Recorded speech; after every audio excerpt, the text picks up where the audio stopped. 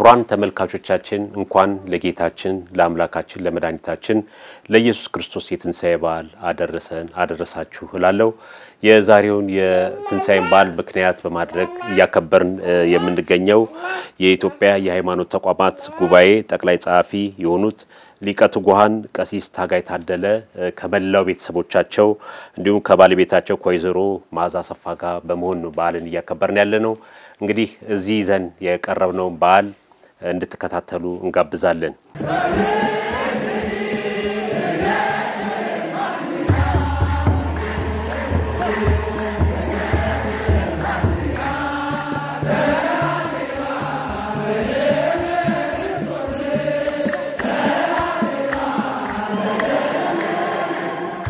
ሊቀ ትጉሃን እንግዲህ ዛሬ የትንሣኤ በዓል ያከበርን ነው የምንገኘው። እንኳን ለትንሣኤ በዓል ከነመላ ቤተሰቡ አደረሱ። እንኳን ሁላችሁንም በሰላምና በጤና በሕይወት ጠብቆ ለጌታችን ለአምላካችን ለመድኃኒታችን ለኢየሱስ ክርስቶስ ብርሃነ ትንሣኤው አደረሳችሁ።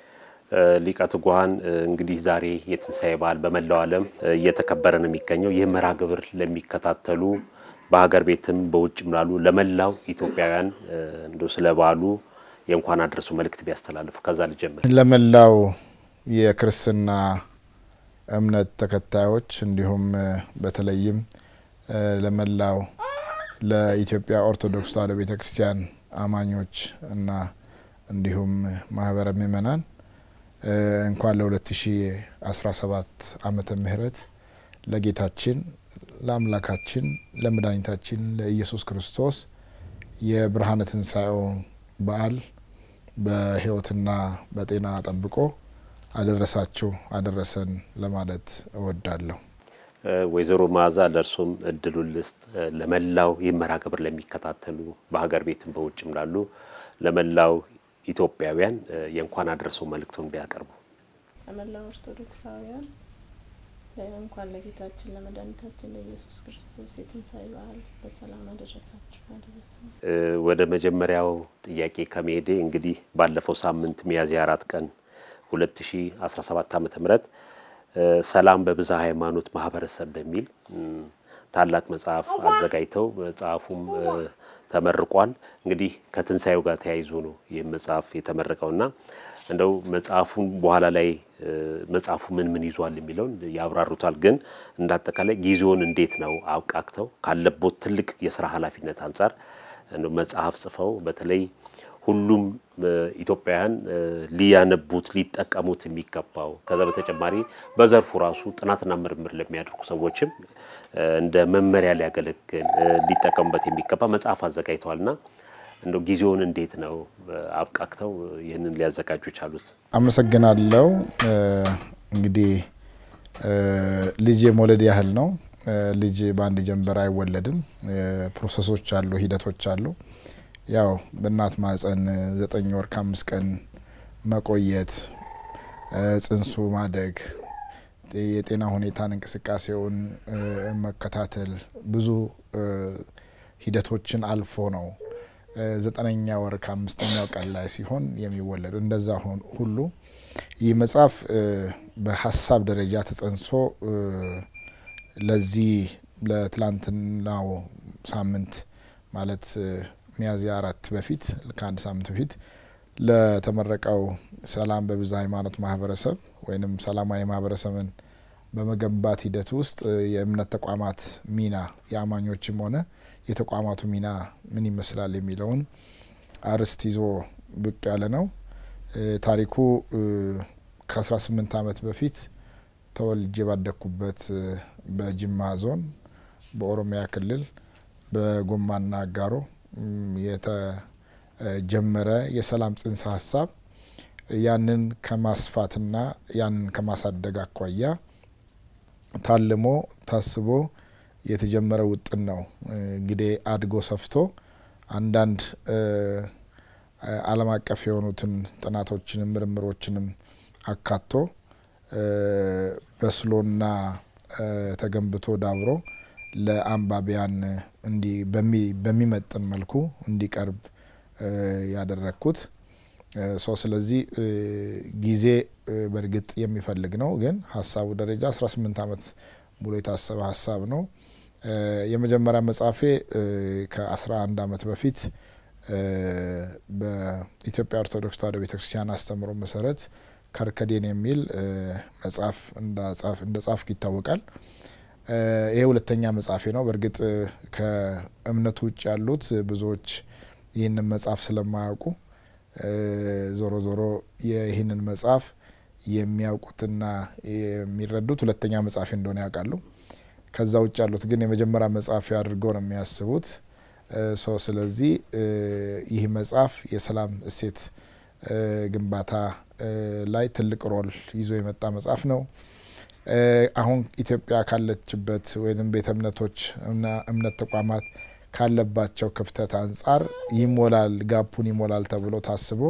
ወቅታዊ ነው የተባለለት መጽሐፍ ነው ይህንን ለመጽሐፍ እንግዲህ በተለይ ከዛሬ 3 ዓመት በኮቪድ ጊዜ ነው ጅምር ያደረግነው ግን ያው ጊዜ ስለሚፈልግ እየዋለ ያደረ እየሰፋ አለሰበሰብ ይያለን ጊዜ ወስዷል ዞሮ ዞሮ ግን ያው የእግዚአብሔር ፈቃዱ ሲሆን ነው ሁሉ የሚፈጸመውና ስለ ሰላም እንግዲህ የመጨረሻ ጊዜ ሳንታክት በሰራነው ስራ ለፍጻሜ ደርሷል ጊዜን ግን ለመጠቀም ያመት ረፍቴንም ቢሆን እየወሰድኩኝ በሚሄድበት ቦታም ከሀገር ውጭም በመንቀሳቀስበት ጊዜ ያንን ጊዜዎች እያጣጣምን ቀንም ለሊትም ማታም እየተሰራ ለማድረስ ከፍተኛ ጥረት አድርገን አሁን ላይ ደርሷል ነገር ግን ያው ጊዜ ወሳኝ ነው ግን ጊዜን ማኔጅ ማድረግ ያስፈልጋል ወይዘሮ ማዛ ወደርሶ ልምጣና በተለይ ሊቀት ጓን እንደገለጹት መጽሐፍ ማዘጋጀት ልጅ እንደመውለድ ያክል ነው ብዙ የሚሰራ ስራዎች አሉ በተለይ እሳቸውን ከማገዝ አንፃር ያሉበት የሥራ ኃላፊነት ትልቅ ቦታ ነውና እንደው የርሱ ድርሻ ባለቤቱን ከማበረታታት ሁለተኛ የመጽሐፍ ታትሞ ወጥቶ አንባቢያን እንዲጠቀሙ ከማድረግ አንፃር የግድ ካንድ ጠንካራ ወንድ በስተጀርባ ጠንካራ ሴት አለች ብለው አባውም የሚናገሩ ነገር ነው እስቲ እርሱም ያካፍሉ ጭንቀት አለ በርግጥ ከባድ ነው የትም ሲመጣ ብስጭትም አለ አንዳንድ በተለይ በመጨረሻ አካባቢ ከባድ ነበር ለሱ በተለይ እና እኔ ደግሞ ያው ማረጋጋትና ብርታት መስጠት ቤት ያለውን ነገር ደግሞ ማኔጅ ማድረግ አይዞ በርታ ነው የኔል ብዙ ራሱ ጠንካራ ሰው ነው ከኔ እንኳን ብዙ መርዳት አልፈለገ በርቱ ወይዘሮ ማዛ እንደው የትንሳኤን በዓል እንዴት ነው የምታከብሩት በቤት ውስጥ ቀደምም ሲል ባሁንም በተለይ ሊቀት ጓን ካለባቸው የሥራ ኃላፊነት አንፃር አንዳንዴ ሀገር ቤትም ሚኖርበት የማይኖርበትም ጊዜ ይኖራል ስራው ራሱ የተለያዩ ቤተ እምነቶችን ትኩረት ተደርጎ የሚሰራበት ስለሆነ እንግዲህ ከክፍለ ሀገርም ሊሄዱ ይችላሉ ከኢትዮጵያ የሚወጡበት ሁኔታዎች እንዳሉ እናቃለና እንደው እርሶ ቤተሰቡን ከመምራት ልጆች ከማሳደግ ባህል አካባበር ላይ እንዴት ነው እስቲ ቢያጫውቱ ባላው የተወሰኑ ጊዜያቶች ብቻችንን ያሳለፍን ጊዜ አለ ውጭ ነበር የተወሰነ ጊዜ አንድ ሁለት በዓላት 3 በዓላት ይሆናሉ ከኛ ተለይቶ ያሳለፈው ያው ከባድ ቢሆንም ልጆችን እሱ እንዳለ አርጌ ሁሉ ነገር ማኔጅ አርጌ ያው እንውላለን ወደ ሊቀት ጓል ሊሄድ ቀደም ከ18 ዓመት በፊት የተጸነሰ ጉዳይ ነው ሐሳብ አድቆ ዳብሮ ዛሬ መጽሐፍ ሊሆንበት የቻለበትም ብለው እንግዲህ ወደ በሻሻ ወደ አጋሮ ወስደውኛልና ከዛ አንፃር እስቲ ሊቀት ጓን የተወለዱ የታደጉ እንደው አስተዳደጉ ምን ይመስላል ዛሬ ለደረሱበት የማንነቱ ሁኔታ ትላንት ከቤተሰቦቹ ያሳለፉት እድገቱ መሰረት ነውና እስቲ እሱን ያጫውቱ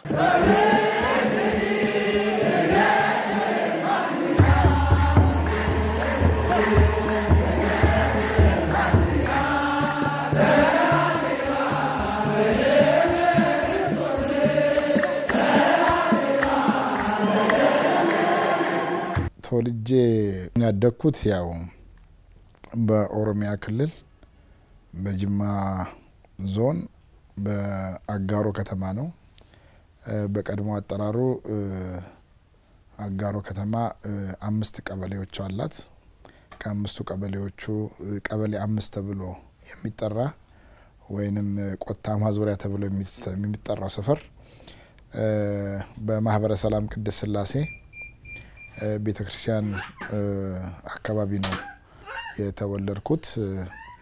ያደኩትም እዛው ሰፈር ነው። እንግዲህ ለአቅመ ትምህርት እስከደርስ ድረስ ያው እዛው በማለ ህጻናት ልጆች ጋራ እንደ ልጆች እየሮጥኩ እየወረኩኝ ቤተክርስቲያን የሄድን ከየኔታ ስር ቁጭ ብለን ፊደል እየቆጠርን በኋላም ወደ ትምህርት እድሜያችን ሲደርስ ወደ ትምህርት ተቀላቅለን ከአንደኛ ክፍል አንስቶ እንግዲህ እስከ 8ኛ ክፍል ድረስ በአጋሮ ራስ ደስታ ትምህርት ቤት ውስጥ ነው ያደግነው። ራስ ደስታ ትምህርት ቤት በጣም ብዙ ታሪኮች ያሳለፍኩበት ትምህርት ቤት ነው። የልጅነት ትዝታዬ ሁሉ በአሻራነት የተቀመጠበት ነው። ለዛም ካደኩ በኋላም በቅርብ ጊዜ ከአንድ 4 አመት በፊት የተማርኩበትን ትምህርት ቤት ለማሳደስና አዲስ ህንጻ ለማሰራት አስተባብሬ ችያለሁ። የኢቢኤስ ድርጅት ቴሌቪዥን ባለሀብቱ ድርጅት እዛ ትምህርት ቤቱን ከ1 እስከ 6 የተማርኩበትን ትምህርት ቤት ገንብቶልኛል። ያንን ለትምህርት ቤቱ እና ለህዝቡ አስረክቤያለሁ። እንግዲህ አንዱ ትልቁ ለታ ቀለም የተማርንበትን ትምህርት ነው። በሌላ በኩል እንግዲህ ተወልጄ ባደኩበት ከተማ ግብረ ዲቁና ተመሬ ቅዳሴ ቀድሼ በደጀ ሰላም ውስጥ አልፌ እንደማንም ልጆች ለአባቶች እየታዘዝኩኝ አድጌያለሁ። አሁን ድረስ እነዚህ አባቶች አሉ።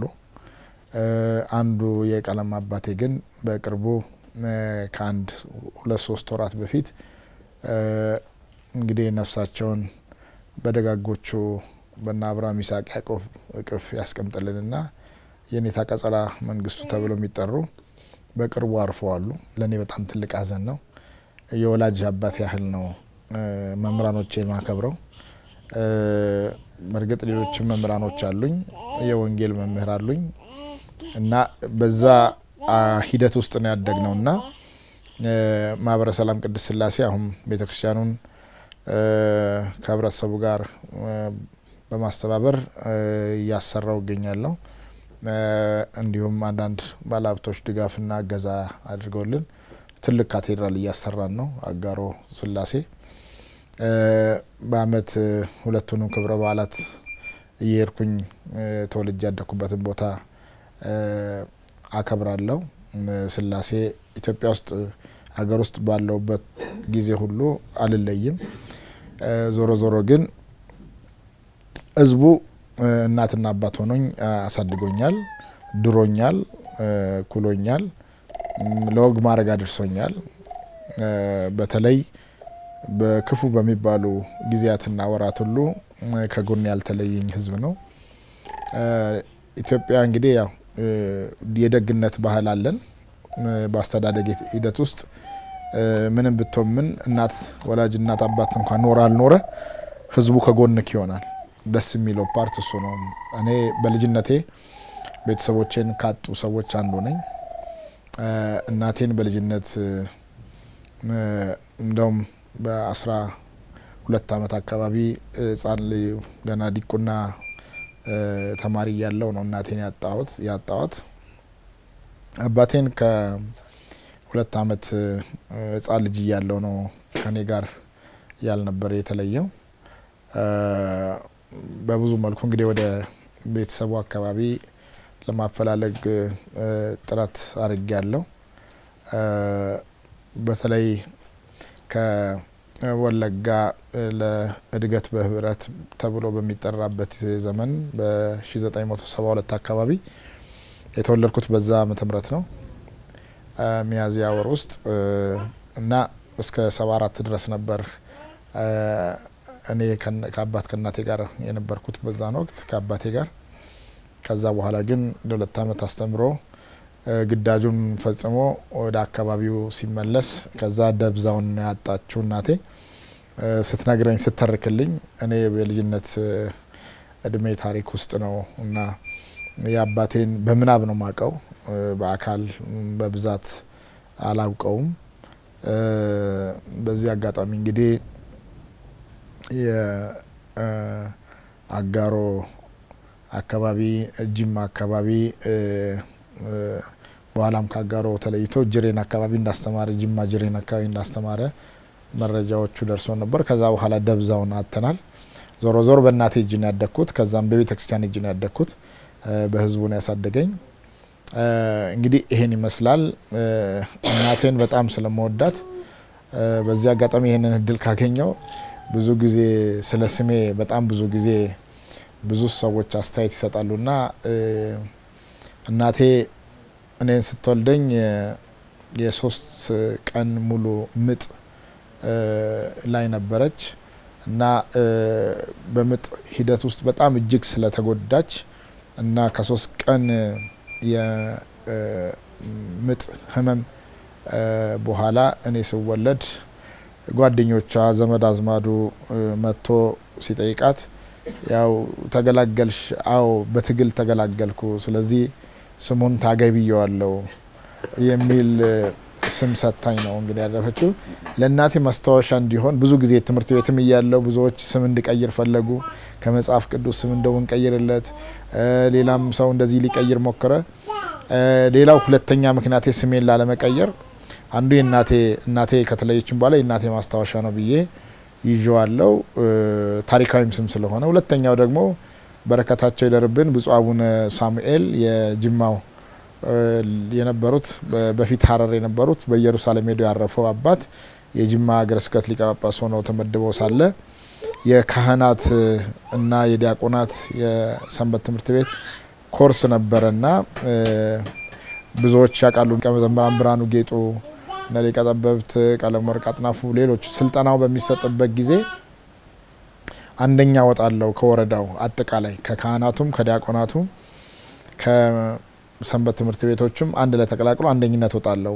ማለት በኮርሱ ለ6 ወራት የተሰጠ ኮርስ ነው እና በሚሰጥ ስሙን እንቀይር ብለው የወረዳው ሊቀ ካህን በወቅቱ አቀረቡ በ1992 ዓመተ ምህረት እና 93 ነው ኮርሱን የወሰድነው እና ይሄንን ጥያቄ ሲያቀርቡ ብፁዕ ሊቀ ጳጳስ አቡነ ሳሙኤል ምናሉ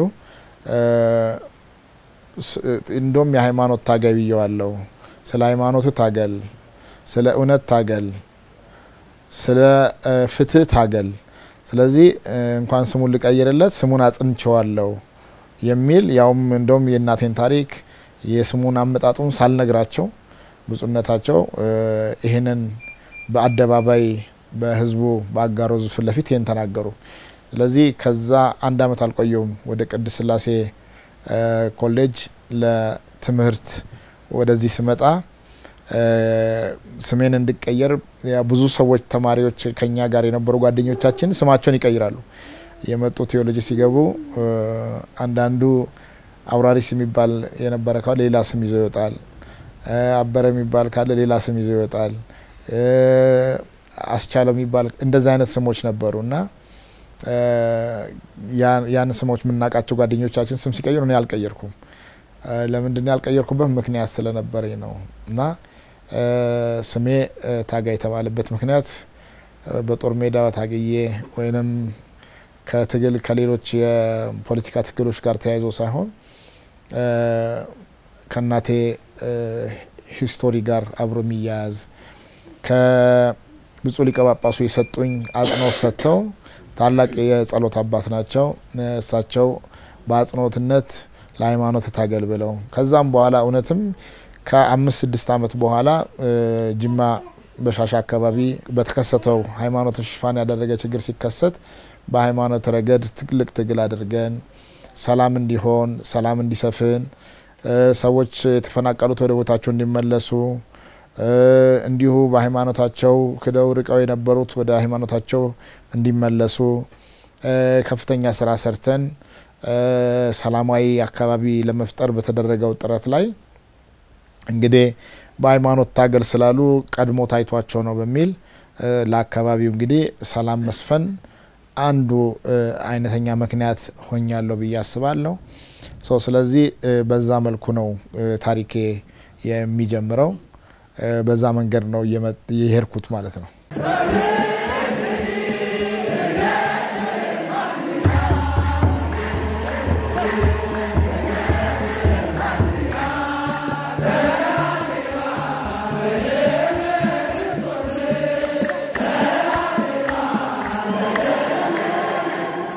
ወይዘሮ ማዛ እንግዲህ መርሃ ግብራችን እያጠቃለልን ስለሆነ ለመላው ኢትዮጵያውያን ኦርቶዶክሳውያን የሚያስተላልፉት መልእክት ከበዓል ጋር ተያይዞ ምናልባት ባለቤቶ ሊቀ ትጉሃን ታላቅ አባት ናቸው፣ ትልቅ ስራ የሚሰሩ ናቸው፣ ሀገራዊ ጉዳይ እየሰሩ ናቸው። ከዛ አንፃር ደግሞ እርሶ ልጆችን በማሳደግ ጥሩ ቦታ እንዲማሩ ባለቤቱንም ደግሞ ከጀርባ እየሆኑ ድጋፍ እያደረጉ እንግዲህ እዚህ ደረጃ ድረስ ተደርሷልና እንደው ከርሶ ህይወትም ከዚህ ከቤተሰቡ ህይወት ሌላ ሰው ትምህርት ይማራልና ነው የማጠቃለያ መልእክቱ ከትንሳኤ በዓል ጋር ያይዘው ቢያስተላልፉ።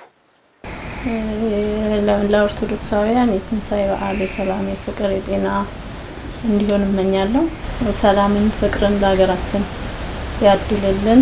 ክቡራን ተመልካቾቻችን የትንሳኤን በዓል እያከበርን የምንገኘው ከሊቀ ትጉሃን ቀሲስ ታጋይ ታደለ ቤት ነው። እንግዲህ እንደተከታተላችሁት በዓሉን በተመለከተ ከቤተሰቡ ጋር ሆነን እያከበርን የምንገኘው ባለቤታቸው ወይዘሮ ማዛ አሰፋ ሊቀ ትጉሃን ቀሲስ ታጋይም ከመላ ቤተሰቦቻቸው ከልጆቹ ጋር ሆነን ነው በዓሉን እያከበርን የምንገኘው።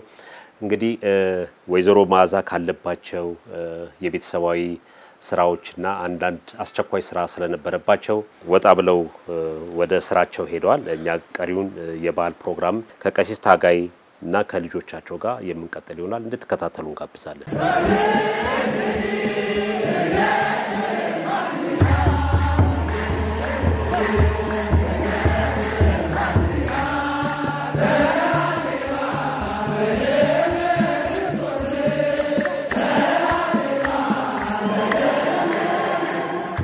ሊቀ ትጉሃን እንግዲህ የትምህርት ቤቱ ህይወቱ በተለይ አጋሮ ላይ የሰሯቸው ስራዎች የሚታወቁ ናቸው። በተለይ በ1998-99 አካባቢ እዛ ቦታ ሰላም እንዲመጣ ብዙ መስዋዕትነት ከፍለዋል። ይህን በመላው ኦርቶዶክሳውያን የሚታወቅ ጊዜ ነው። ቅድም ስላነሱ ነው ወደ ኋላ ተመልሼን ጉዳይ ማነሳው። በተለይ እርሶ የከፈሉት መስዋዕትነት እዛ ቦታ ቤተክርስቲያን እንድትቀጥል ምእመኑ በአንድነት እንዲኖር ብዙ መስዋዕትነት ከፍለዋልና ቅድም ጨረፍታ ነበር ያወጉን። በተለይ ከዛ በኋላ ነው ወደ አዲስ አበባ የመጡትና ምናልባት ሁሉንም በዚህ ሰዓት ልንዳስሰው ባንችልም ግን የተወሰነውን በተለይ እርሶ የከፈሉት ለቤተክርስቲያን ሲሉ ያው ብፁዕነታቸውም የሃይማኖት ታጋይ ብለው ካሉ በኋላ ብዙ ነገር መስዋዕትነት ከፍለዋልና እንደው ያችንም አለፍ አድርገን ቢያጫውቱ። የዚህ እንግዲህ ከ18 አመት ወደ ኋላ ሄዶ በጣም ወጣት የነበርኩበት ሰዓት ነው። early young ነኝ። ገና በሃያዎቹ መጀመሪያ አካባቢ ማለት ነው። እውነት ለመናገር በጣም ከፍተኛ ችግር የነበረበት ወቅት ነበር። ሁሉም ምክንያታዊ ሳይሆን ስሜታዊ ነበር። ነገሮች አልጋ በአልጋ አልነበሩም። ቤተ እምነቶች በተለይም ቤተክርስቲያን በስፋት የሚቃጠልበት አካባቢ ዘመን ነበር። እንደዛም ሆኖ በዛ ላይ ክርስቲያኖች ሌሎችም በጣም ከፍተኛ ስደት የነበረበት ወቅት ነው። በሃይማኖትን ሽፋን ያደረጉ ግጭቶች እዚህም እዛም የሚስተዋሉበት ጊዜ ነበር። ያን ወቅት እንግዲህ እንደ ወጣትነት አብሮ በስሜት መንጎድ ይቻል ነበር። ያው እግዚአብሔር ጥበቡንና ማስተዋሉን ሲሰጥ ነው። አንዳንድ ጊዜ በልጅነትም ቢሆን እንዲው ማስተዋል ከሌለ ይሁን ብለ እንደ ወጣት ብቻ እንደ እሳት እንደሚነደው ያንንም እንደሚይዘው እንደሚያቃጥለው በወጣትነት ጉልበትና መንፈስ መሄድ ይቻል ነበር።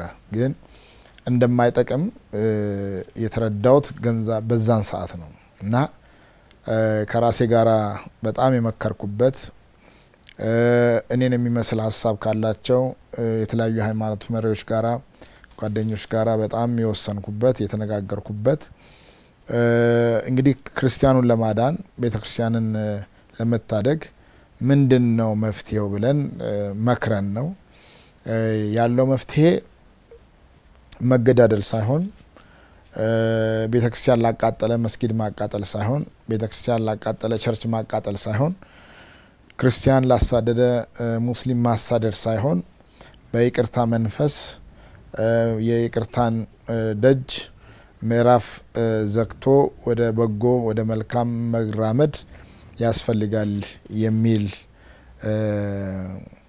ሐሳብ ነው የነበረንና ይህንን ተቀብለን እንግዲህ ከፈጣሪም ከአባቶችም ትልቁን ነገር ልናደርግ ያሰብነውን ነገር በወቅቱ አድርገናል ብዬ አስባለሁ። ለምሳሌ ብዙ ክርስቲያኖች ተፈናቅለው ነበር።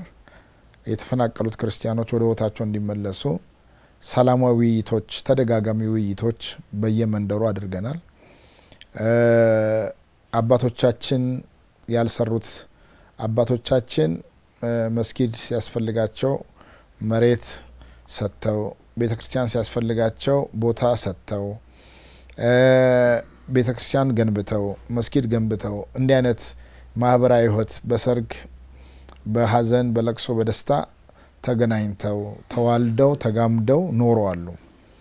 ስለዚህ ይህንን ለማድረግ እኛም ልጆች ወጣቶች ብንሆንም ከዚህ መማር አለብን ይህንን ነገር ማድረግ አለብን ብለን ነው ያደረግነው ማለት ነው። እና በወቅቱ የደረሱትን ችግሮችና መከራዎችን ለመታደግ በወሰድነው መፍትሄ ሳንጸጸት ዛሬ ላይ ላለንበት ህይወት ጅማ ዞን ጅማ አካባቢ የሃይማኖት ፎረም አቋቁመን በሃይማኖት ፎረም መሰረት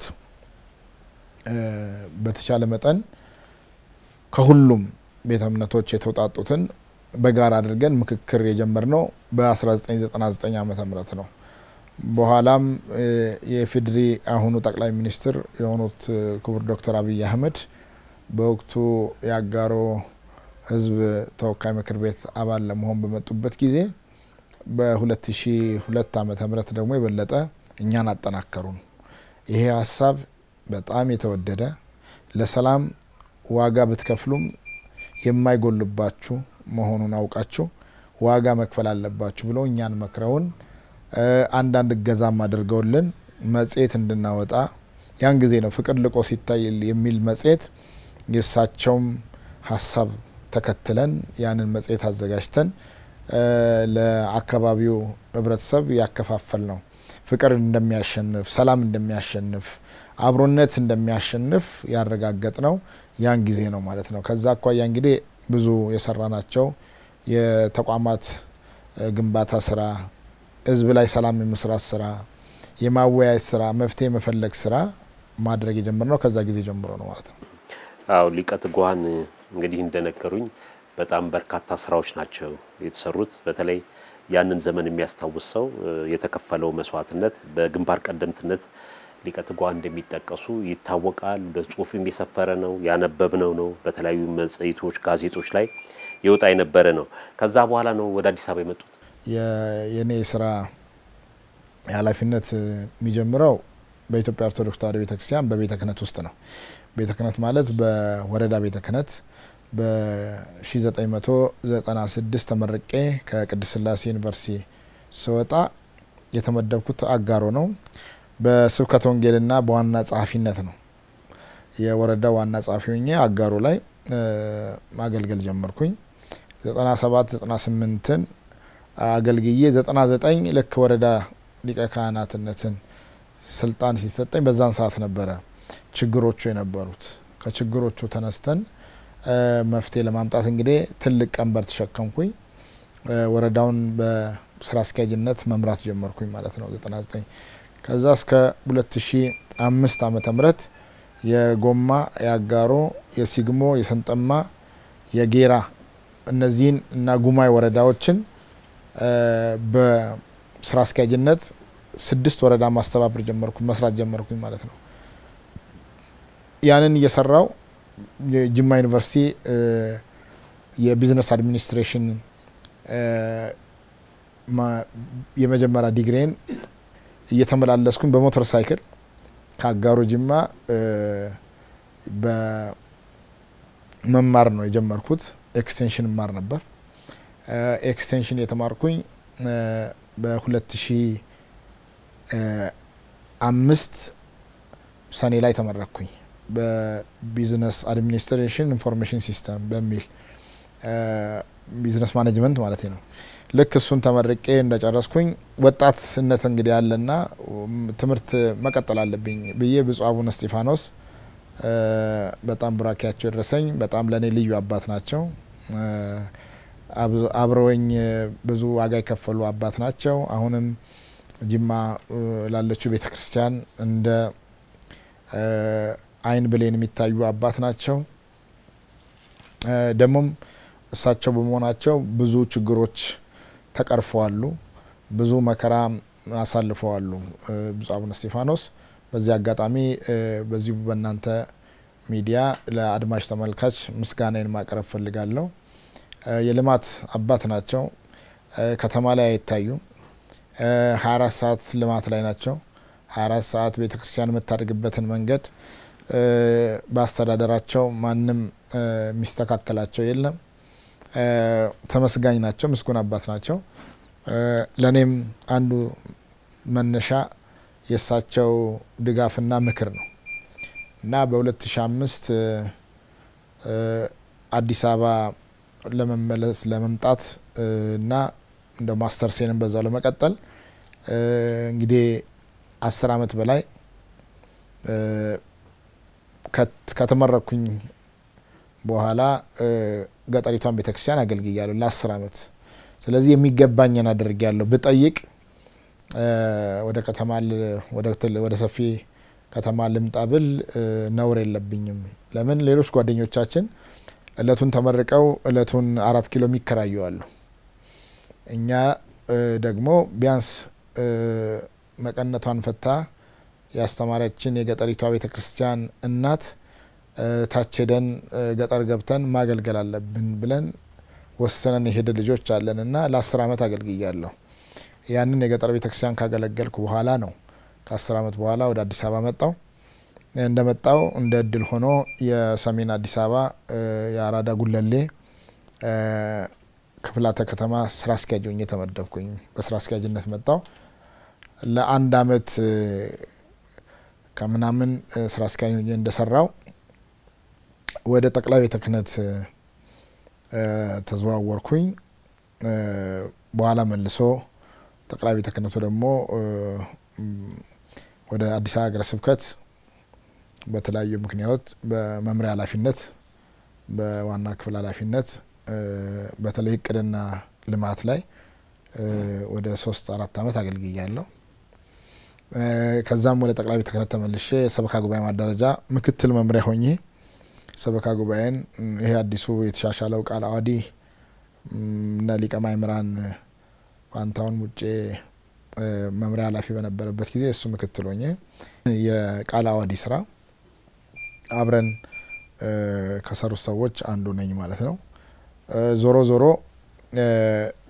ከጠቅላይ ቤተ ክህነት እያለው የኢትዮጵያ ሃይማኖት ተቋማት ጉባኤ የቀድሞ ጠቅላይ ጸሐፊ ማመልከቻ አስገብተው እንደለቀቁ በማስታወቂያ ለአባል ቤተ እምነቶቹ በሚላክበት ጊዜ ይሄ ስራ ቀጥታ ፍላጎቱም ስላለኝ ሰላም ላይ እንደደከመ ሰው እንደ መስራች ሰው ባመለክት በሰራ ይሳካልኛል ብዬ በማሰብ ፍላጎቱ ስላለ ሰው ፍላጎት ከሌለው ከንቱ ነው ቢሄድም ያሳካል ብዬ አላምንምና ፍላጎቱ ስላለኝ በፍላጎት መሰረት ትልቁን ተቋም ለመምራት ጥያቄ አቀረብኩኝ። በጥያቄ መሰረት እንግዲህ ከአንድ ታላቅ ዓለም አቀፍ እውቀት ካላቸው እና ዓለም አቀፍ ተሞክሮ ካላቸው ዶክተር ጋራ ለውድድር ቀረብኩኝ ማለት ነው በቤተ ክርስቲያኒቱ በ2011 ማለት ነው 2011 ይሆነና ያው ውድድሩ ተካሄደ ቤተ ክርስቲያኒቷን ወክዬ ወደ ሃይማኖት ተቋማት ሄድኩኝ ሃይማኖት ተቋማት ሲሄድ ዝም ብሎ አይደለም የገባሁት 4 ቤተ እምነቶች ለጠቅላይ ጻፊነት እየተወዳደሩ ነበር ከእስልምና እኔ ከኦርቶዶክስ ከኢትዮጵያ ወንጌላዊት ቤተክርስቲያን መካነ ኢየሱስና ከካቶሊክ 4 ተወዳዳሪዎች ቀረብን 4 እስከ መጨረሻ ድረስ ፋይናል ተወዳደርን መጨረሻ ላይ እድሉ ለኢትዮጵያ ኦርቶዶክስ ተዋሕዶ ቤተክርስቲያን ያው ደረሳት ማለት ነው እኔ አለፍኩኝ በዛ መሰረት ነው የተገባው በጓሮም ሳይሆን ቀጥታ ነው የተገባው ሁሉም ቤተ እምነቶች ይሁንታ ሰጥተው ድምጽ ሰጥተው እንድመራ ካለው ሲቪኤም ተነስተው ጅማ ላይ ባደረኩት አጋሮ ላይ ባደረኩት የሰላም ስራ ምናልባት የበለጠ ይሄንን ኃላፊነት ብንሰጠው ይወጣዋል በሚል ነው የተሰጠኝ በ2011 ዓመተ ምህረት እንግዲህ ይሄንን ውድድር ካረኩ በኋላ ከ2012 ጀምሮ ለተከታታይ ላለፉት 5 አመታት ጉባኤውን በጠቅላይ ጻፊነት መርቻለሁ አሁንም ለሁለተኛ ተርም በባለፈው ከ2 ወራት በፊት 3 ወራት በፊት እንድመራ ይሄንን እድል ዳግመኛ ሰጥቶኛል ያው ይሄ ትልቅ እድል ለኔ ብቻ ሳይሆን ለኢትዮጵያ ኦርቶዶክስ ተዋሕዶ ቤተክርስቲያንም ጭምር ነው ያው መመራው ሁሉንም ተቋማት ቢሆንም እዚህም እዛ የሚነሱ ጉዳዮች ቢኖሩም በዚህ መንገድ ያው ተቋሙን እየመራው ይገኛል ኃላፊነቱ የመጣውት እንደዚህ ያሉ ነው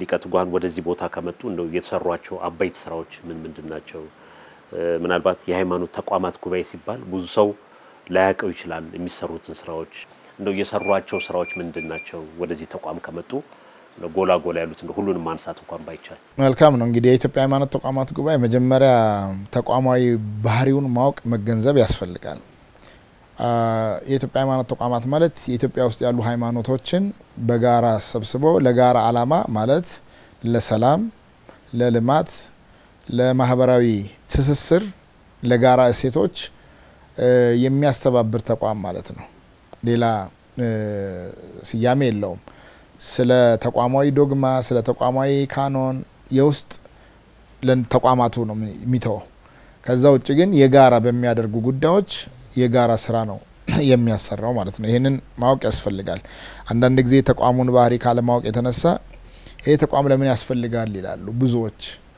እኛ የእምነት ተቋማትን የእምነት የማስፋፋት ስራ አይደለም እንሰራው እዚህም አላማው እሱ አይደለም የእምነት ተቋማትን የእምነት ሰበካዎችን ስብከተ ወንጌሎችን የሚሰሩ ወይንም አስተምሮት ላይ የሚመሰረቱ ራሳቸው ቤተ እምነቶች ናቸው እኛ ግን ግጭት እንዳይኖር ሰላማዊ ትስስር እንዲፈጠር ከብሽሽቅ ወጥተው ወደ ትብብር ወደ መደናነቅ እንዲያልፉ እንዲሄዱ የማድረግ ስራ ነው ትልቁ ስራችን እኔ ከመጣው ጊዜ ጀምሮ እንግዲህ ያው ችግሮች በጣም ከፍተኛ የሆኑ ችግሮች የነበሩበት ወቅት ነው እንደምናውቀው አንደኛ እኔ ስመጣ ከፍተኛ ሶስቱ በሀገሪቱ ላይ ተከሰቱት ሶስት ተከታታይ አመታት ሰኔዎቹ ምንላቸው ሶስት ሰኔዎቹ በኔ ስልጣን ዘመን ላይ በሃይማኖት ተቋማት ላይ የተከሰቱ ናቸው እንደ ሀገር ሰላም ለማምጣት ማረጋጋት ያለብንን ለማረጋጋት የምንወስደው የሀገራዊ የሰላም ግንባታ ስራዎች እንደ ኃላፊነት እኛ ነን ሁለተኛ የጋራ አብሮነት እሴት እየተሸረሸሩ እንዳይሄዱ ያንን ብሪጅ የማድረግ የመገንባት ስራ ምን ሰራው እኛ ነን ሀገር ከፈረሰ እምነት ተቋማትም ሊኖሩ ስለማይችሉ ትልቁ ነገር ይሄ ተቋም ለምን ያስፈልጋል ለሚሉ ሰዎች ሀገር ለምን ያስፈልጋል ማለት መቻል አለባቸው እዚህም እዛም የሚፈጠሩ ችግሮች ድልድይ የሚሆነው የተቋም ነው አንተምተው የሚል የሚያስታርቅ የሚያግባባ ተቋም ነው። ይሄ ተቋም ባይኖር ተላይተን በየቤታችን የየራሳችን ጉዞ መሄድ እንችላለን። ነገር ግን ሀገር እንደ ሀገር ከገባችበት እንድትወጣ ለማድረግ ይሄ ተቋም ወሳኝ ተቋም ነው። ሰላም ላይ ለሀገር የሚሰራ ብቸኛ ሀገር በቀል ተቋም ይሄ ነው። ሌሎች ሰላም ላይ የሚሰሩ ኤንጂኦዎች ቢኖሩ ሌላ ኢንተረስት ይዘው ነው የሚመጡት። ገንዘብ ብቻ አይደለም ሌላ ፍላጎትም ይዘው ይመጣሉ። የፈለገ ቢሆን ደግሞ ልናምናቸው የማይገባ የራሳችን ተቋም ግን ሀገርን አሳልፎ ሀገር እንዳትበተን ሀገር እንዳትፈርስ የሚሰራ ተቋም ላይ ግን ድጋፍ ማድረግ ከኢትዮጵያውያን ይጠበቃል ብዬ አምናለሁ። በሌላ አንግል ኮቪድ በመጣ ጊዜ ቤተ እምነቶች ሲዘጉ ወደ ጸሎት ፊታቸውን ወደ ፈጣሪ እንዲያንጋጥጡ የማስተባበር ሚናውን የተወጣ የተቋም ነው። ያም በኔ ዘመን ነው። ሁሉም ቤተ እምነቶች በራቸውን ዘግተው ምእመናን ተስፋ እግዚአብሔር እንዳያጡ በቀቢጸ ተስፋ እንዳይኖሩ ተስፋቸውን ለማለምለም የወንጌል አስተምሮ የቁርአን አስተምሮ በየእምነት ስርዓታቸው በቤታቸው ተደራሽ እንዲሆን ሚዲያውን ከመንግስት ጋራ በመነጋገር በማመቻቸት ሚዲያውን ለዚህ አገልግሎት እንዲውል በማድረግ የአንድ ወር ጸሎት የሁለት ወር ጸሎት በማወጅ ምህላ በማድረግ በየቤተ እምነቱ በተለያየ ቋንቋ ለመድረስ ከፍተኛውን ስራ የሰራው የተቋም ነው። የኢትዮጵያ ሃይማኖት ተቋማት ጉባኤ ነው። እንደውም ተቋሙ በጣም የታወቀው በኮቪድ ጊዜ ነው ከነበረበት ይልቅ። ያንን ደግሞ ያስተባበር ነው እኛ ነን። በሌላ በኩል ደግሞ እንደምናየው የሰላም ግንባታዎች የማስታረቅ ስራዎች የሚዲዬሽን ስራዎችን በተጨባጭ አከናውነናል። አንዳንዱ የተሳኩ አንዳንዱ ደግሞ ያልተሳኩ ጉዳዮች ይኖራሉ። የሰሜን ሀገራችን ጦርነት ከመካሄዱ በፊት ይህ ተቋም እያስተባበረ የሀገር ሽማግሌዎችንና ሴቶች ለሰላም የሰላም እናቶችን ይዞ መቀሌ ድረስ ተመላልሰዋል። ሰሚ አግኝቶ ቢሆን ኖሮ በሚሊዮን የወደቁ ነፍሳትን ማዳን መቻል ነበር። በቢሊዮን የሚቆጠር ሀብታችን የፈሰሰውን መታደግ መቻል ነበር። አንዳንድ ጊዜ የሄድንባቸው ርቀቶች ያልተሳኩ ጉዳዮች ሲያጋጥሙን እናዝናለን። ዞሮ ዞሮ ግን ተቋሙ እንደ ተቋም የሚችለውን ነገር አድርጓል ማለት ነው። የማስታረቅ ስራዎችን በኦሮሚያ፣ በአማራ፣ በትግራይ በሌሎችም ለምሳሌ ትግራይና የአማራ ክልል ርዕሰ ብሔር የነበሩት ዶክተር ደብረጽዮንና አቶ ገዱ ፊት ለፊት እንዳይታኮሱ ለህዝብ ቃል እንዲገቡ የቀጥታ ስርጭት አመቻችተን ሂልተን ላይ ለህዝቡ ቃል እንዲገቡ ያደረገው ለመጀመሪያ ጊዜ ያገናኘው የተቋም ነው። ስለዚህ ተቋሙ እንደ ተቋምነቱ መስራት ያለበትን እየሰራ ነው።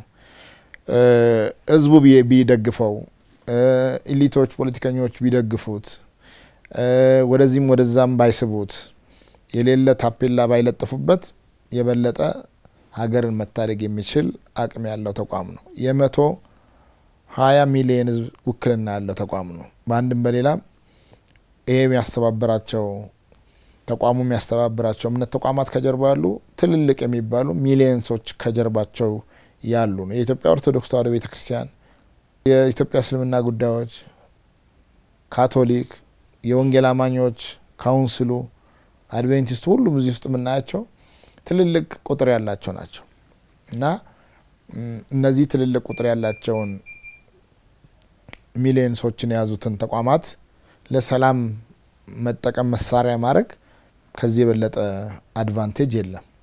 በትክክል ግን ተጠቅመንበታል ወይ ካል መንግስትም አልተጠቀመበትም፣ ምእመናኑ ህዝቡም አልተጠቀሙበትም፣ አላወቁትም። ቢያቁትም ደግሞ ለማገዝ ብዙም ፈቃደኛ አይደለም። ወደ ቤተሰቡ ልምጣና ሊቀት ጓን ስለ ባለቤቱ ስለ ልጆቹ እስቲ ያጫውቱን። እንግዲህ እግዚአብሔር ይመስገን ወይዘሮ መዓዛን እንግዲህ በ1999 ዓመተ ምህረት ዛሬ 18 ዓመት ነው ዲያቆን እያለው ያገባዋት የተጋባን የተገናኘን የትዳር አጋር የሆነች እንግዲህ ፈጣሪ እግዚአብሔር አምላክ ይመስገንና አሁን 4 ወንድ ልጆችን አንድ ሴት ልጅ በበረከትነት ከእግዚአብሔር በስጦታ አግኝተናል ከሷ አግኝቻለሁ። ስለዚህ የመጀመሪያው ልጄ በእምነት ታጋይ ይባላል። አሁን የ10ኛ ክፍል ዓመት ተማሪ ደርሷል። ዲያቆን ነው። ዲያቆን ዲቁና ተቀብሏል። ሁለተኛው ቅዱስ ታጋይ ይባላል። ሶስተኛው ሄኖክ ታጋይ እንግዲህ ሁለተኛው የ6ኛ ክፍል ተማሪ ነው። ሶስተኛው የ2ኛ ክፍል ተማሪ ነው። አሁን ወደ 3 ያልፋል። አራተኛው ደግሞ ኬጂ ነው የሚማረው ገና የ5 ዓመት ልጅ ነው። እንግዲህ የመጨረሻ ስጦታ ደግሞ አሁን በቅርብ 1 ዓመት የሆናት ሶሊያና ታጋያለች። በመቤታችን ቀን በአስተሪዮ እለት ያገኘዋት ነች። ስለዚህ እነዚህ እግዚአብሔር የሰጠኝ የበረከት ፍሬዎች ናቸው። እኔ በትዳሬ በቤተሰቤ በጣም ደስተኛ ነኝ። በብዙ መልኩ ባለቤቴ ብዙ መናገር አትወድምም አትችልምም። እኔ ነኝ መናገራት እኔ ነኝ መናገርላት።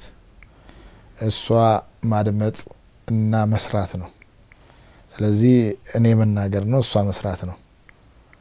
እሷም በጣም ታድምጣለች። በጣም ደግሞ አስተዋይ ነች። በጣም ጨዋ ነች። ከኔ ይልቅ የቀረቡኝ ሌሎች ይመሰክሩላታል። ስለዚህ ብዙ ጊዜ የኔ ስኬት ከስኬት ጀርባ አንድ ሰው አለ ይባላል ያው ይታወቃል። ስለዚህ ለኔ ስኬት በብዙ መልኩ ምትጸልይልኝ ምታግዘኝ ባለቤቴም እህቴም እናቴም ሁሉ ነገርም ማለት ነውና በዛ መልኩ ነው በጣም ቤታችን ምን መራ። እሷም የራሷ ስራ አላት ትንቀሳቀሳለች። በንግድ ዘርፍም ተሰማርታ እንደዚሁ ሱቅ አላት። እንዲሁ ደግሞ በቤተክርስቲያንም ስራ ላይ ትሰራለች። እኔን አትጠብቀኝም። ቤቷን ራሷ ነች ማጀቷን ራሷ ነች ማኔጅ የምታደርገው። ልጆቿን ሁሉ እሷ ነች ማኔጅ የምታደርገው ከኔ በበለጠ። ስለዚህ ሙሉ ሰው የሚባለው በቤቱ ደስታ ሲቆየው ነውና እኔ በዛ እግዚአብሔር የሰጠኝ የለገሰኝ ነው ብዬ ስለማስብ ደስተኛ ነኝ። በዓልንስ እንዴት ነው የሚያከብሩት? ሊቀት ጓን እንግዲህ የትንሳኤን በዓል እያከበርን ነውና ብዙ ጊዜ በስራ ምክንያት ወደ ውጭ መውጣት ያጋጥማል። አንዳንዴ ካሉበት የስራ ኃላፊነት አንፃር በዓል ላክብር ልጆቼን ቤተሰቤን የማይባልበት ሁኔታ ያጋጥማልና እንዴት ነው የትንሳኤን በዓል አብራችሁ እያከበራችሁ ነው?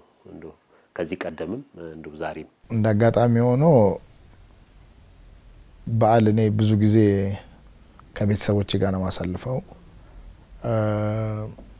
በጣት ቢቆጠር 1-3 በዓላት ሊሆኑ ይችላሉ ከቤተሰብ ከልጆቼና ከባለቤቴ ተለይቼ ከሀገር ውጭ ያከበርኩበት። 1-2 ጊዜ አሜሪካን ያው ርቀት ስላለው ይሄርኩበት ስራ ስላልጨረስኩኝ በዛ መልኩ ውጭ አክብር ያለው። አንድ ጊዜ እንደዚሁ አዲስ አመትን ወደ ጣሊያን አካባቢ እንደዚሁ ለስራ ለስብሰባ ጉዳይ ሄጄ እንደዚሁ ከቤተሰብ ውጭ አክብር ያለው። ግን በጣም ይከብዳል በዓላትን ከቤተሰብ ውጭ ማክበር። አንዱ የቤተሰብ ፋሚሊ እንትኑ በዓላት ላይ አብሮ መሰባሰብ ነው ከልጆች ከቤተሰብ ጋርና ያለች ጊዜም እሱ ነው። ስለዚህ ብዙ ጊዜ መውጣቱ ስኬጁሌን ሪአጀስት ነው ማድረገው እንጂ ማለት በዓላቱ እንዳይነካብኝ በጣም በከፍተኛ ጥንቃቄ ነው። ካቅም በላይ ካልሆነ በስተቀር በዓላትን እንደዚሁ በቤት ዛሬ እንደምናከብረው በቤት ሆነን ነው የምናከብረው። ሊቀ ትጉሃን ጥያቄዎችን እያጠናቀቅኩ ስለሆነ ነው ዛሬ ለደረሱበት ደረጃ አርአያ የሆኑት እርሶ ስኬታማ ውጤታማ ሆኑ እዚህ ትልቅ ደረጃ ላይ እንዲደርሱ ያደረጉት እንደው የሚያስታውሱት የሚጠቅሱት የሚያመሰግኑትም ለኔ እዚህ መድረስ እንግዲህ ባለቤቱን ቅድም ጠቅሰዋል ከባለቤቱ በተጨማሪ ቅድም የጠቀሷቸው ብፁዓን አበው ሊቃነ ጳጳሳትም አሉና እንደው ለርሶ ስኬታማ ህይወት እዚህ መድረስ አያራዬ እነከሌ ናቸው በኔ ህይወት ውስጥ የነከሌ አሻራ አለበት የሚሉት አለ? አዎ ብዙ ናቸው እውነት ለመናገር ከዛ ውስጥ እንግዲህ ጥቂቶቹን የግድ ማንሳት ካለብኝ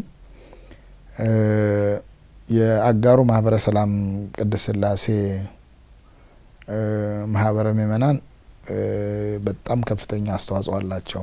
አጠቃላይ ማህበረ ምእመናኑ ልዩ ፍቅር ስለሰጡኝ የዳሩኝም የኳሉኝም ያጋሩ ህዝብ ነው። ሁለተኛው ሊቀ ብርሃናት ወርቁ መልካሙ የሚባሉ የአጋሩ የቅድስት ሥላሴ አስተዳዳሪ የነበሩ አሁን ትንሽ በጤና መታወክ ምክንያት እንትን ቢሉም ሙሉ ጤነኛ ናቸው። ግን ያው ዞሮ ዞሮ አሁን ትንሽ እድሜያቸው እንትን ብሏል። አሁን እሳቸው በህይወት አሉ። አንደኛው አባት በቅርቡ አርፈዋል። ሊቀ ርዕያን ቀጸላ መንግስቱ ይባላሉ። ፊደል ያስቆጠሩኝ ናቸው። አሻራ አላቸው። ዲቁና ያስተማሩኝ እንግዲህ ደግሞ ወንጌል ያስተማሩኝ ናቸው ሊቀ ብርሃናት ወርቁ እና በአስተዳደር ህይወትም ሲያስተዳድሩኝ የነበሩት እንዴት ማስተዳደር እንዳለብኝ ሀገር እንዴት መምራት እንዳለብኝ መጀመሪያ የተማርኩባቸው ትምህርት ቤት ሆኖች ናቸው እነሱ ምስጋና ላቀርብላቸው ወዳለው አራያዎቼ ናቸው ብዬ አስባለሁ። ከዛ አልፍ ቢል ደግሞ ብፁዕ አቡነ እስጢፋኖስ በብዙ መልኩ ብፁዕ አቡነ እስጢፋኖስ ቅድም ማንስቻቸዋለሁ። በብዙ መልኩ ሰውም በሰውነቱ በኢትዮጵያዊነቱ ዘረኝነት ፈጽሞ የሌለባቸው እዚህ ነው የተወለድኩት ከየት ነው የመጣኸው እዚህ ግባ የማይሉ አባት ናቸው። ብዙ ሮል ሞዴል ከሳቸው ሰው ቢወስድ ደስ ይለኛል። እኔን ወደ ተለያየ ቦታ ኃላፊነት ልመጣ ስል ኦሮሞ ስለሆነ ነው ትግሬ ስለሆነ ነው አማራ ስለሆነ ሳይሉ የቤተ ክርስቲያን ልጅ ነው በሚል እሳቤ ብቻ የመረጡ ለዚህ ያደርሰውኛል። ስለዚህ ብፁዕ አቡነ እስጢፋኖስ በህይወቴ ውስጥ ትልቁ ምዕራፍ አላቸው እና ከዛም ቀጥሎ ደግሞ ካያቸው አባቶች ብፁዕ አቡነ ጎርጎርዮስ በጣም ሰው ሲቀርባቸው ሊያቃቸው የሚገባ አባት ናቸው። ሲገልጣቸው ሊነበቡ የሚገባቸው መጽሐፍት ናቸው። አቡነ ጎርጎርዮስ በብዙ መከራ ውስጥ ያለፉ ያሉ አባት ናቸው። በቅርብ እንግዲህ የቅርብ አለቃ ሆነው የቦርድ ቼር ሆነው ጉባኤውን እኛ ጋር ሲመሩ በቅርበት አይቻቸዋለሁ። ምክራቸው መሬት ጠባትልም እንደ ትንቢትም የሚታያቸው ነገር ያለ ይመስለኛል። አንዳንድ ክፉ ነገር ሲመጣ ይሄን ነገር ልጄ በዚህ ይለፍ ይሄን ነገር እንደዚህ አድርግ የሚል ፈሊጥ አላቸው እና በጣም ሮል ሞዴል ናቸው ብዬ አስባለሁ። አቡነ ጎርጎርዮስን በዚህ አጋጣሚ ላመሰግናቸው ወዳለሁ። ከዛ ውጪ በብዙ መልኩ በጣም እንደው ሳላመሰግናቸው ማላልፍ መምህራኖቼ ያስተማሩ መምህራኖች አሉኝ። እነዛን ሁሉ በቅድስት ሥላሴም ዩኒቨርሲቲ ይሁን በጅማ ዩኒቨርሲቲም በኋላ ማስተርሴን በአዲስ ዩኒቨርሲቲ ሰራ በጣም ብዙ ምክር የሰጡኝ ለዚህ ድረስ ካረጉኝ መምህራኖቼ የቀለም መምህራኖችን ሁሉ ምስጋና ማቅረብ ወዳለሁ። ሌላው እንግዲህ ያው ሁሉም በአንድ በሌላ ማሻራ አለው። ጓደኞቼ ደግሞ ለዚህ መልኩ ደግሞ በሰላም ስራ እንደሰራ አደረጉኝ። ሻህ አብዱል ሐሚድ የሚባልና ፓስተር ታምራት አበጋዝ የዚህ መጽሐፍም የታሪኩ አካል ናቸው። እነሱንም በዚህ አጋጣሚ ማመስገን እወዳለሁ። እንግዲህ ሌላው ክቡር ጠቅላይ ሚኒስትሩ በወቅቱ ሰላም ስራ ላይ እንድንሰራ ዋጋ እንድንከፍል የሰጡን ምክር ሁሌም አይረሳኝም። ሊነጋ ሲል ይጨልማል፣ ነገም ብርሃን ለማየት ዛሬን በጽናት መቆም ያስፈልጋል እያሉን ብዙ የጽናት ሞዴል የሆነ መልእክታቸውን ሲያስተላልፉልን ነበሩና ያንን ምስጋናዬን በግሌ አቀርባለሁ። ሊቀ ትጉሃን እንግዲህ የትንሳኤን በዓል ምክንያት በማድረግ ነው በቤቱ ተገኝተን የመርሃ ግብር እያዘጋጀን ያለ ነው። የማጠቃለያ መልእክቱ በተለይ የመርሃ ግብር ለሚከታተሉ በሀገር ቤትም በውጭም ላሉ ካሉበት የስራ ኃላፊነትም አንፃር የመርሃ ግብር ለሚከታተሉ ኦርቶዶክሳውያን ከዛ ውጭም ላሉ ለመላው ኢትዮጵያውያን በተለይ ሀገራችን ያለችበት ሁኔታ ይታወቃል። ቤተክርስቲያን ያለችበት ይታወቃል። በተለያዩ ቦታ ምንሰማዎች የሰላም መደፍረሶች ምን መሰማቸው አለ። የእናንተ ተቋም ደግሞ ትኩረት አድርጎ እየሰራ ያለው እርሶም በመጽሐፉ ያሰፈሩት ሰላም ነውና ሰላም ሲኖር ነው ሀገር መኖር ቤተክርስቲያን እንደዚህ ባህል ማክበር የሚኖርና የማጠቃለያ መልእክቱን ቢያስተላልፉ። ሰላም ለሁሉም እንዳየር ንፋስ ነው ያስፈልገናል። ሰላም በሌለበት ምንም ማድረግ አይቻልም፣ ምንም አይታሰብም። ተስፋ የሚኖር ሰላም ሲኖር ነው። መታቀደው መትከውነው መተገብረው ሰላም ሲኖር ነው። ስለዚህ ሰላም እንዲኖር አጥብቀን እንጸልይ የሚል ለሁሉም አማኞች ለአባቶች ጥሪ የበለጠ እንድንተጋ ያስፈልጋል። ምን ዘናጋበት ጊዜ አይደለም የሚል ነገር አለኝ። ሁለተኛ ደግሞ ሰላምን መሻት መፈለግ ብቻ ሳይሆን ስለ ሰላም ደግሞ መስራት ያስፈልጋል። ለሰላም ካልሰራን ስለ ሰላም መፈለግ ብቻ ሰላምን አያመጣም የሚል አለኝ። ይህንን ተተገብሩታላችሁ ብዬ አምናለሁ። ከዛ ውጪ በስሜት ሳይሆን በምክንያት ብንሞግት ቀጣይ ዘመናችን የሰላም እንዲሆን የጤና እንዲሆን የስኬት እንዲሆን ወጥቶ መግባት እንዲኖር ወልዶ መዳር እንዲኖር ቤተክርስቲያናችን እምነታችን እንድትከበር እንድትጠበቅ ከፈለግን በተቻለ መጠን በጎ መመኘት ለሌሎችም በጎ ማሰብ ያስፈልጋል። ስለዚህ ስንከባበር ስንዋደድ ስንፋቀር ሀገራችን ታድጋለች፣ ችግሮች ይወገዳሉና እኔ ይህንን የትንሳኤ ጌታ ከህመም ሁሉ አልፎ ከመከራ ሁሉ አልፎ ከግርፋት ሁሉ አልፎ ከመስቀለ ሞት ሁሉ አልፎ ሙስና መቃብርን ረግጦ መግነዝ ፍቱልኝ መቃብር ክፈቱልኝ ሳይል እንደተነሳ በሶስተኛው ቀን እንደተናገረ እንደተነሳ አስነሽም ሳያስፈልግበት የትንሳኤ ራስ ሆኖ በራሱ ኃይል በራሱ ስልጣን ሞትን ድል አድርጎ እንደተነሳ እንዲሁ እኛም ኢትዮጵያን ትንሳኤ የኢትዮጵያን መፍካት የኢትዮጵያን ከጨለማ ወደ ብርሃን መለወጥ በብዙ መልኩ መትጋት መጸለይ ያስፈልጋልና ኢትዮጵያ ትንሳኤ ሩቅ አይደለም ቅርብ ነው። ሁላችንም ከተጋን ሁላችንም ከጸለይን ካነባን ወደ ፈጣሪ ከመጣን ፈጣሪ ደግሞ ዘምር ይልላታል ብዬ አምናለሁ።